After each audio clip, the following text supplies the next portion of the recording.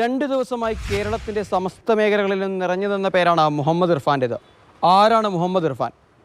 ബീഹാറിൻ്റെ Robin Hood എന്ന പേരിൽ ഇന്ത്യയിലെ വിവിധ മെട്രോ നഗരങ്ങളിൽ നിന്ന് വലിയ ധനാഢ്യരുടെ വീടുകളിൽ നിന്ന് മോഷണം നടത്തി ആ തുക സ്വന്തം ഗ്രാമത്തിലേക്കും സമാനമായ ദാരിദ്ര്യം അനുഭവിക്കുന്ന ബീഹാറിലെ വിവിധ ഗ്രാമങ്ങളിലേക്കും എത്തിച്ച് അവിടുത്തെ ആളുകൾക്ക് സൗകര്യം ഒരുക്കി കൊടുക്കുന്നത് കൊണ്ടാണ് ഈ മുഹമ്മദ് ഇർഫാന് റോബിൻഹുഡ് എന്ന പേര് വരുന്നത്. മുൻപ് ജില്ലാ പഞ്ചായത്തിലേക്കുള്ള തെരഞ്ഞെടുപ്പിൽ മുഹമ്മദ് ഇർഫാൻ മത്സരിക്കുകയുണ്ടായി.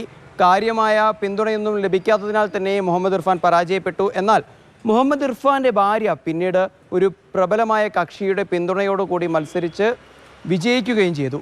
ഇപ്പോൾ ബീഹാറിലെ ഒരു ജില്ലയിലെ ജില്ലാ പഞ്ചായത്ത് പ്രസിഡന്റാണ് മുഹമ്മദ് ഇർഫാൻ്റെ ഭാര്യ. മുഹമ്മദ് ഇർഫാൻ ഉടുപ്പി കോട്ടയിൽ നിന്ന് കർണാടക പോലീസിൻ്റെ പിടിയിലാകുന്ന സമയത്ത് മുഹമ്മദ് ഇർഫാൻ സഞ്ചരിച്ചിരുന്നതും ഇതേ ജില്ലാ പഞ്ചായത്ത് പ്രസിഡന്റിൻ്റെ വാഹനത്തിൽ തന്നെയെന്നത് ഒരു വലിയ വസ്തുത കൂടിയാണ്. ഇർഫാൻ പിടിയിലാവുന്ന സമയത്തൊക്കെ തന്നെ ചെറിയ കാലയളവിലെ ശിക്ഷ അനുഭവിച്ച് പുറത്തിറങ്ങുന്ന ആ ഒരു അവസ്ഥ കൂടി, ഒരു സ്ഥിതിവിശേഷം കൂടി അവിടെ ഉണ്ടാകുന്നുണ്ട്. ഏറ്റവും ഒടുവിൽ ഇർഫാൻ അറസ്റ്റിലാവുന്നത് ഹൈദരാബാദിലെ ജൂബിലി ഹിൽസിൽ വെച്ച്. കേവലം 2 ആഴ്ച മാത്രമാണ് ജയിലിൽ കിടക്കേണ്ടി വന്നതും റിമാൻഡിന് ശേഷം ഇർഫാന് പുറത്തേക്ക് ഇറങ്ങി വരികയായിരുന്നു.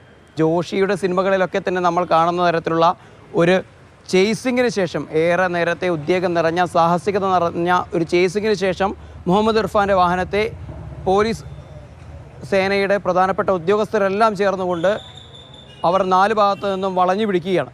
വളഞ്ഞു പിടിക്കുന്ന സമയത്ത് ഇലക്ഷൻ സമയമാണ്. അതുകൊണ്ട് തന്നെ പ്രധാനമായും വാഹനത്തിൽ ആദ്യം തന്നെ ഒരു പരിശോധന നടക്കുന്നു. പരിശോധന നടക്കുന്ന സമയത്ത് രേഖകളൊന്നുമില്ലാത്ത സ്വർണ്ണാഭരണങ്ങളും പണവും കണ്ടെത്തുകയാണ്. നമ്മൾക്ക് കൃത്യമായി മുഹമ്മദ് ഇർഫാൻ സഞ്ചരിച്ച വാഹനത്തിൻ്റെയും അവിടെ നിന്ന് സംവിധായകൻ ജോഷിയുടെ വീട്ടിൽ നിന്നടക്കം ഇർഫാൻ മോഷ്ടിച്ച ആഭരണങ്ങളുടെയും മുഴുവൻ ദൃശ്യങ്ങൾ പ്രേക്ഷകരിലേക്ക് മാതൃഭൂമി ന്യൂസ് സംഘത്തിന് എത്തിക്കാൻ സാധിച്ചു. മനോജ് പൈനൂരിന് ഒപ്പം സാരംഗ് സുരേഷ്, മാതൃഭൂമി ന്യൂസ്.